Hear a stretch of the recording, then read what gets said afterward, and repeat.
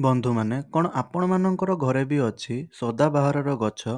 ତେବେ ବନ୍ଧୁମାନେ ସଦାବାହାର ଗଛର କିଛି ଏପରି ଆଶ୍ଚର୍ଯ୍ୟଜନକ ରହସ୍ୟ ରହିଛି ଯାହା ଅନେକ ଲୋକମାନଙ୍କୁ ଜଣା ନଥାଏ। ବନ୍ଧୁମାନେ ଆପଣମାନେ ତ ପ୍ରାୟତଃ ଅନେକ ଲୋକମାନଙ୍କର ଘରେ ଏହି ଗଛଟିକୁ ନିଶ୍ଚୟ ରୂପରେ ଆପଣମାନେ ଦେଖିବାକୁ ପାଇଥିବେ। ମାତ୍ର 99% ଲୋକମାନେ ଏହି ଫୁଲର ଫାଇଦା ଏବଂ ଏହି ଫୁଲର ଚମତ୍କାରୀ ଶକ୍ତି ସମ୍ପର୍କରେ ଜ୍ଞାତ ନଥାନ୍ତି। ତେବେ ବନ୍ଧୁମାନେ ଯଦି ଆପଣମାନେ ମଧ୍ୟ ଆପଣଙ୍କର ଘରେ ଏହି ସଦାବାହାର ଗଛଟିକୁ ଲଗାଇଛନ୍ତି କିମ୍ବା ଆପେ ଆପେ ଏହି ଗଛଟି ଆପଣଙ୍କ ଘରର ପରିସରରେ ବା ଚାରିପାର୍ଶ୍ୱରେ ଉଠି ଯାଇଛି, ତେବେ ଆପଣ ତୁରନ୍ତ କରିନିଅନ୍ତୁ ଏହି କାର୍ଯ୍ୟ। ନଚେତ୍ ଭବିଷ୍ୟତରେ ଆପଣଙ୍କୁ ଏହି କାର୍ଯ୍ୟ ପାଇଁ ପଶ୍ଚାତାପ ମଧ୍ୟ କରିବାକୁ ପଡ଼ିପାରେ। ଯଦି କେବେ ବି ଆପଣ ଭୁଲରେ ମଧ୍ୟ ଏହି ଫୁଲଟିକୁ ଭଗବାନଙ୍କୁ ଚଢ଼ାଇ ଦେଇଛନ୍ତି, ତେବେ ଆପଣମାନେ ଏହି ଭିଡ଼ିଓଟିକୁ ନିଶ୍ଚୟ ରୂପରେ ଶେଷ ପର୍ଯ୍ୟନ୍ତ ଦେଖନ୍ତୁ। ତ ବନ୍ଧୁଗଣ, ଏହି ସମ୍ପର୍କରେ ସମ୍ପୂର୍ଣ୍ଣ ରୂପରେ ଆପଣମାନେ ଜାଣିବା ପାଇଁ ଭିଡ଼ିଓଟିକୁ ସ୍କିପ୍ ନକରି ଶେଷ ପର୍ଯ୍ୟନ୍ତ ଆପଣମାନେ ନିଶ୍ଚୟ ଦେଖନ୍ତୁ। ଏବଂ ଭିଡ଼ିଓଟିରେ ଆଗକୁ ଆପଣ ବଢ଼ିବା ପୂର୍ବରୁ ଭିଡ଼ିଓଟିକୁ ଲାଇକ୍ କରି ଚ୍ୟାନେଲଟିକୁ ସବସ୍କ୍ରାଇବ୍ କରିନିଅନ୍ତୁ। ତେବେ ବନ୍ଧୁମାନେ ଯେତେ ବି ଧନୀ ଲୋକ ଅଛନ୍ତି, ଯେତେ ବି ପ୍ରତିଷ୍ଠିତ ଲୋକ ଅଛନ୍ତି, ଆପଣମାନେ ନିଶ୍ଚୟ ରୂପରେ ସେମାନଙ୍କର ଘରର ପରିସରରେ ଏହି ବୃକ୍ଷଟିକୁ ବା ଏହି ଗଛଟିକୁ ଦେଖିବାକୁ ପାଉଥିବେ। ତେବେ ବନ୍ଧୁମାନେ ଏହି ଯେଉଁ ସଦାବାହାରର ଫୁଲଟି ରହିଥାଏ, ଏହା ବିଭିନ୍ନ ପ୍ରକାର ରଙ୍ଗର ହୋଇଥାଏ ଏବଂ ଏହି ଫୁଲଟି ଅତି ସହଜରେ ହିଁ ଆପଣଙ୍କୁ ପ୍ରତ୍ୟେକ ଜାଗାରେ ମିଳିଯାଇଥାଏ। ତେବେ ବନ୍ଧୁମାନେ ସବୁଠାରୁ ଗୁରୁତ୍ୱପୂର୍ଣ୍ଣ ଏବଂ ବଡ଼ କଥାଟି ହେଉଛି ସଦାବାହାରର ଏହି ଯେଉଁ ରଙ୍ଗ ବେରଙ୍ଗର ଫୁଲ ହୋଇଥାଏ, ଏହା ଆପଣଙ୍କର ଭାଗ୍ୟକୁ ମଧ୍ୟ ରଙ୍ଗୀନ କରିଦେଇପାରେ ଏବଂ ଏହା ଆପଣଙ୍କର ଦୁର୍ଭାଗ୍ୟକୁ ସୌଭାଗ୍ୟରେ ପରିଣତ କରିଦେଇପାରେ।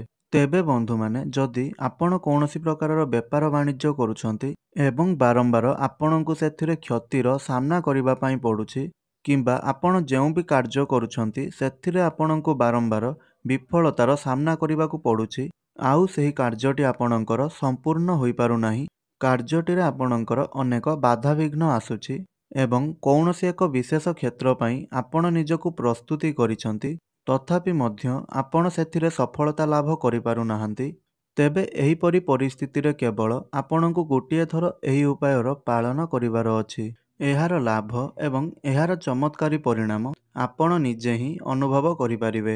ଏହା ବ୍ୟତୀତ ଯଦି ଆପଣଙ୍କର ଋଣ ଭାର ବଢ଼ିଯାଇଛି ଏବଂ ସେହି ଋଣକୁ ଆପଣମାନେ ପରିଶୋଧ କରିବା ପାଇଁ ସମର୍ଥ ହୋଇପାରୁନାହାନ୍ତି ଏବଂ ଆପଣଙ୍କର ଆର୍ଥିକ ସ୍ଥିତି ଧୀରେ ଧୀରେ ଦୁର୍ବଳ ହୋଇଯାଉଛି ଏବଂ ଆପଣ ସବୁ ସମୟରେ ଆର୍ଥିକ ପରିସ୍ଥିତି ଦେଇ ଗତି କରୁଛନ୍ତି, ତେବେ ମଧ୍ୟ ଆପଣଙ୍କୁ ସେହି ଉପାୟଟି ଲାଭପ୍ରାପ୍ତ କରାଇବ।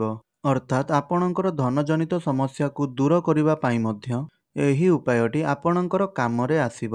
ବନ୍ଧୁମାନେ ଆପଣମାନେ ଅନେକ ସମୟରେ ଦେଖିଥିବେ ଯେ ଆମେମାନେ ଯେତେ ଚେଷ୍ଟା କରିବା ପରେ ମଧ୍ୟ ଧନ ରୋଜଗାର କରିବାର କୌଣସି ପ୍ରକାରର ବାଟ ଆମକୁ ମିଳିନଥାଏ ଏବଂ ବେଳେବେଳେ ଏପରି ମଧ୍ୟ ପରିସ୍ଥିତି ଆସିଥାଏ ଯେଉଁ ପରିସ୍ଥିତିରେ ପରିଶ୍ରମ କରି ବ୍ୟକ୍ତି ଅନେକ ଧନ ରୋଜଗାର କରିଥାନ୍ତି, ମାତ୍ର ସେହି ଧନକୁ ସେ ସଞ୍ଚୟ କରିବାରେ ସମର୍ଥ ହୋଇପାରିନଥାନ୍ତି। ଅର୍ଥାତ୍ ତାଙ୍କର ଧନ ଗୋଟିଏ ପଟରେ ଆସି ଆଉ ଗୋଟିଏ ପଟରେ ଖର୍ଚ୍ଚ ହୋଇଯାଇଥାଏ। ତେବେ ବନ୍ଧୁମାନେ ଯଦି ଆପଣମାନଙ୍କ ଜୀବନରେ ମଧ୍ୟ ଏହିଭଳି କିଛି ସମସ୍ୟା ରହିଛି, ତେବେ ଏହି ଉପାୟଟିକୁ ଆପଣ ନିଶ୍ଚିନ୍ତ ରୂପରେ କରିବାର ଆବଶ୍ୟକତା ଅଛି, କାରଣ ଏହି ଉପାୟ ଦ୍ୱାରା ଆପଣଙ୍କ ଜୀବନରେ ଚାଲିଥିବା ଏହିସବୁ ସମସ୍ୟା ଗୁଡ଼ିକ ନିଶ୍ଚୟ ରୂପରେ ସମାଧାନ ହୋଇଯାଇପାରିବ।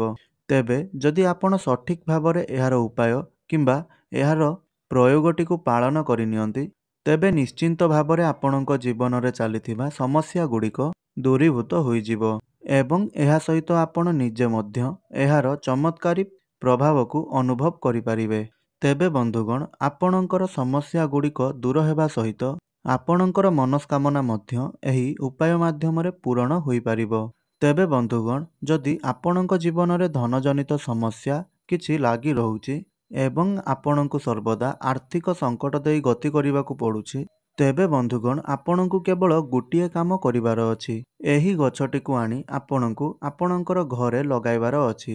ତାପରେ ଆପଣଙ୍କୁ କୌଣସି କିଛି ଉପାୟ କିମ୍ବା କାର୍ଯ୍ୟ କରିବାର ଆବଶ୍ୟକତା ନାହିଁ, କାରଣ ଏହି ଗଛଟି ଆପେ ଆପେ ହିଁ ଧନକୁ ଆକର୍ଷିତ କରିଥାଏ। ଏହି ଗଛଟିକୁ ଆପଣ ଆପଣଙ୍କର ଘରେ ଲଗାଇବା ଦ୍ୱାରା ଆପଣଙ୍କୁ ପ୍ରତ୍ୟେକ କାର୍ଯ୍ୟରେ ସଫଳତା ଲାଭ ହୋଇଥାଏ।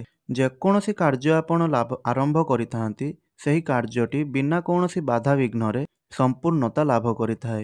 ତେବେ ବନ୍ଧୁଗଣ, ଆପଣଙ୍କୁ ମୁଁ ଆଗକୁ ଆହୁରି ଏହି ଫୁଲ ସହିତ ଜଡ଼ିତ 3ରୁ 4ଟି ଉପାୟ ସମ୍ପର୍କରେ କହିବା ପାଇଁ ଯାଉଛି, ଯାହା ମଧ୍ୟ ଆପଣଙ୍କ ଜୀବନକୁ ସମ୍ପୂର୍ଣ୍ଣ ରୂପରେ ବଦଳାଇ ଦେବ ଏବଂ ଆପଣଙ୍କର ଦୁର୍ଭାଗ୍ୟକୁ ସୌଭାଗ୍ୟରେ ପରିଣତ କରିଦେବ।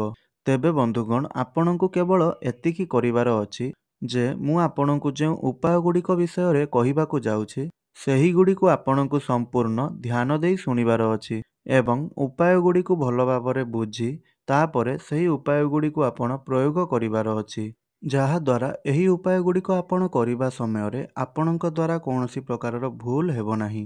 ତେବେ ବନ୍ଧୁମାନେ, ସଦାବାହାର ଫୁଲଟି ଏକ ଏପରି ଗଛ ହୋଇଥାଏ ଯାହା 12 ମାସରେ ଆପଣମାନେ ଦେଖୁଥିବେ ସେହି ଗଛରେ ଫୁଲ ଭରି ହୋଇ ରହିଥିବ। ସେଥିପାଇଁ ତାର ନାମ ସଦାବାହାର ଅଟେ ଏବଂ ଏହାର ଏହି ବିଶେଷତା ପାଇଁ ମଧ୍ୟ ଆପଣମାନଙ୍କ ଭାଗ୍ୟକୁ ମଧ୍ୟ ସବୁଦିନ ପାଇଁ ଚମକାଇ ଦେଇପାରେ ଏବଂ ଆପଣଙ୍କର ଦୁର୍ଭାଗ୍ୟକୁ ସୌଭାଗ୍ୟରେ ପରିଣତ କରିଦେଇପାରେ। ତା ମଧ୍ୟରେ ଯେମିତି 12 ମାସ ଯାକ ଫୁଲ ଭରି ହୋଇ ରହିଥାଏ ଏବଂ ସେହି ଗଛଟି ଯେମିତି ସବୁଜିମା ଭରା ରହିଥାଏ, ସେହିପରି ଆପଣଙ୍କ ଜୀବନକୁ ମଧ୍ୟ ଏହି ଗଛଟି ସବୁଜିମା ଭରା କରିଦେଇଥାଏ ଏବଂ ରଙ୍ଗୀନ କରିଦେଇଥାଏ। ତେବେ ବନ୍ଧୁଗଣ, ଏହି ଫୁଲଟିର ତ ପ୍ରାୟତଃ ଅନେକ ରଙ୍ଗ ରହିଛି, ହେଲେ ଆମକୁ ଅଧିକାଂଶ ଜାଗାରେ ଅଧିକତଃ 2ଟି ରଙ୍ଗ ଦେଖିବାକୁ ମିଳେ। ଗୋଟିଏ ହେଉଛି ଧଳା ରଙ୍ଗ ଏବଂ ଅନ୍ୟଟି ହେଉଛି ଗୋଲାପୀ ରଙ୍ଗ। ତେବେ ବନ୍ଧୁମାନେ, ଯେଉଁ ଧଳା ରଙ୍ଗର ସଦାବାହାର ଫୁଲଟି ହୋଇଥାଏ ତାହା ମାତା ଲକ୍ଷ୍ମୀଙ୍କୁ ପ୍ରସନ୍ନ କରିବା ପାଇଁ ଏକ ଚମତ୍କାରୀ ଫୁଲ ହୋଇଥାଏ। ଏହି ଧଳା ରଙ୍ଗର ସଦାବାହାର ଫୁଲଟି ମାତା ଲକ୍ଷ୍ମୀଙ୍କର ଅତ୍ୟନ୍ତ ପ୍ରିୟ ହୋଇଥାଏ ଏବଂ ଯେଉଁ ଗୋଲାପୀ ରଙ୍ଗର ସଦାବାହାର ଫୁଲଟି ହୋଇଥାଏ ତାହା ମଧ୍ୟ ମାତା ଲକ୍ଷ୍ମୀଙ୍କର ଅତ୍ୟନ୍ତ ପ୍ରିୟ ହୋଇଥାଏ, କାରଣ ଲାଲ ଏବଂ ଗୋଲାପୀ ରଙ୍ଗ ମାତା ଲକ୍ଷ୍ମୀଙ୍କର ସବୁଠାରୁ ଅଧିକ ପ୍ରିୟ ହୋଇଥାଏ।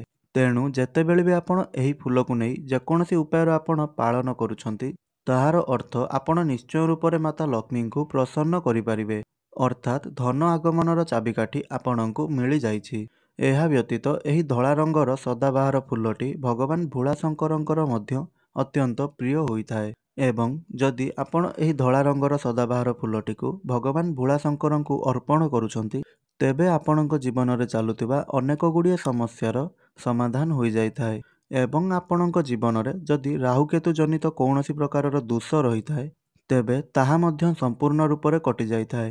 ତେବେ ଆପଣ ଯେବେବି ଏହି ଧଳା ରଙ୍ଗର ସଦାବାହାରଟିକୁ ଭଗବାନ ଭୋଳାଶଙ୍କରଙ୍କୁ ଆପଣ ଅର୍ପଣ କରୁଛନ୍ତି କିମ୍ବା ମାତା ଲକ୍ଷ୍ମୀଙ୍କୁ ଆପଣ ଅର୍ପଣ କରୁଛନ୍ତି, ତେବେ ଆପଣ ସେହି ଫୁଲକୁ ଅର୍ପଣ କରିବା ସମୟରେ ନିଜର ମନସ୍କାମନାକୁ ଭଗବାନଙ୍କ ନିକଟରେ ପ୍ରକାଶ କରନ୍ତୁ। ଆପଣଙ୍କର ଯେକୌଣସି ପ୍ରକାରର ମନସ୍କାମନା ଥିଲେ ମଧ୍ୟ ତାହା ଆପଣଙ୍କର ନିଶ୍ଚୟ ରୂପରେ ପୂରଣ ହୋଇଯିବ। ଏହା ବ୍ୟତୀତ ଯଦି ଆପଣ ଏହି ଧଳା ରଙ୍ଗର ଫୁଲଟିକୁ ପ୍ରଭୁ ଭୋଳାଶଙ୍କରଙ୍କୁ ଅର୍ପଣ କରୁଛନ୍ତି, ତେବେ ଶନି ଦଶାରୁ ମଧ୍ୟ ଆପଣଙ୍କୁ ଉପଶମ ମିଳିଥାଏ। ତେବେ ବନ୍ଧୁଗଣ, ଯଦି ଆପଣଙ୍କର ଘରେ ମଧ୍ୟ ଏହି ଫୁଲ ଅଛି, ତେବେ ତ ଏହା ବହୁତ ହିଁ ଶୁଭ ହୋଇଥାଏ। ମାତ୍ର ଯଦି ଆପଣଙ୍କ ଘରେ ଏହି ଫୁଲ ନାହିଁ, ତେବେ ଆପଣଙ୍କର ଘର ପାଖାପାଖି ଏହି ଫୁଲ ଆପଣଙ୍କୁ ଅତି ସହଜରେ ମିଳିଯିବ। ତେଣୁ ବନ୍ଧୁଗଣ, ଆପଣମାନଙ୍କୁ ଏହି ଗଛଟିକୁ ନିଜର ଘରେ ଅବଶ୍ୟ ରୂପରେ ଲଗାଇବା ଉଚିତ। ଏହା ବ୍ୟତୀତ ଯଦି ଆପଣ ପ୍ରତ୍ୟେକ ଦିନ ସଦାବାହାର ଫୁଲଟିକୁ ନିଜର ହାତରେ ଧରି ମାତା ମହାଲକ୍ଷ୍ମୀଙ୍କର କୌଣସି ବି ମନ୍ତ୍ରର ଜପ କରନ୍ତି କିମ୍ବା ମାତା ମହାଲକ୍ଷ୍ମୀଙ୍କର ବୀଜ ମନ୍ତ୍ରର ଆପଣ ଜପ କରନ୍ତି, ତେବେ ମଧ୍ୟ ଆପଣଙ୍କର ଧୀରେ ଧୀରେ ଆର୍ଥିକ ସଙ୍କଟ ଦୂର ହୋଇଥାଏ ଏବଂ ଯଦି ଆପଣଙ୍କର ସ୍ୱାସ୍ଥ୍ୟ ଜନିତ କିଛି ସମସ୍ୟା ରହିଛି, ତେବେ ଯଦି ଆପଣ ମଧ୍ୟ ଏହି ଫୁଲକୁ ନିଜର ହାତରେ ଧରି ଭଗବାନଙ୍କ ନିକଟରେ ନିଜର ସ୍ୱାସ୍ଥ୍ୟ ପାଇଁ ପ୍ରାର୍ଥନା କରୁଛନ୍ତି ଏବଂ ଉତ୍ତମ ସ୍ୱାସ୍ଥ୍ୟ ପାଇଁ ଭଗବାନଙ୍କୁ ଜଣାନ୍ତି, ତେବେ ମଧ୍ୟ ଆପଣ ଧୀରେ ଧୀରେ ନିଜର ସ୍ୱାସ୍ଥ୍ୟରେ ଉନ୍ନତି ହେବାର ପରିଲକ୍ଷିତ କରିବେ। ତେବେ ବନ୍ଧୁଗଣ, ଆପଣମାନେ ନିହାତି ରୂପରେ ଏହି ଭିଡ଼ିଓରୁ ଆପଣ ଜାଣିସାରିଥିବେ ଯେ ଏହି ସଦାବାହାର ଫୁଲଟି ଯାହା ଆମକୁ ଅତି ସହଜରେ ସବୁ ସ୍ଥାନରେ ମିଳିଯାଏ, ତାହା କେତେ ଚମତ୍କାରୀ ଅଟେ ଏବଂ ଆପଣ ଏହାକୁ ଆପଣଙ୍କର ଘରେ ଲଗାଇବା ମାତ୍ରେ ହିଁ ଆପଣଙ୍କର ଧନଜନିତ ସମସ୍ୟା ଦୂର ହୋଇଯିବ ଏବଂ ଆପଣଙ୍କୁ ମାତା ଲକ୍ଷ୍ମୀଙ୍କର କୃପା ପ୍ରାପ୍ତି ହେବ। ଏହା ସହିତ ଆପଣଙ୍କୁ ପ୍ରତ୍ୟେକ କାର୍ଯ୍ୟରେ ସଫଳତା ମଧ୍ୟ ମିଳିବ। ତେବେ ଯଦି ଆପଣଙ୍କର ଘରେ ଏହି ଫୁଲଟି ନାହିଁ, ତାହେଲେ ନିଶ୍ଚିନ୍ତ ରୂପରେ ଆପଣଙ୍କୁ ଏହି ଫୁଲଟି ନିଜ ଘରର ପରିସରରେ ଲଗାଇବା ଉଚିତ। ତେବେ ବନ୍ଧୁମାନେ, ଯଦି ମୋର ଏହି ଭିଡ଼ିଓଟି ଆପଣମାନଙ୍କୁ ଭଲ ଲାଗିଥାଏ, ତାହେଲେ ମୋର ଏହି ଭିଡ଼ିଓଟିକୁ ଆପଣମାନେ ଲାଇକ୍ କରି ଚ୍ୟାନେଲଟିକୁ ନିଶ୍ଚୟ ରୂପରେ ସବସ୍କ୍ରାଇବ୍ କରିନେବେ ଏବଂ କମେଣ୍ଟ ବକ୍ସରେ ଭକ୍ତି ଏବଂ ଶ୍ରଦ୍ଧାର ସହିତ ଜୟ ମାତା ଲକ୍ଷ୍ମୀ ଅବଶ୍ୟ ଲେଖିଦେବେ। ଧନ୍ୟବାଦ।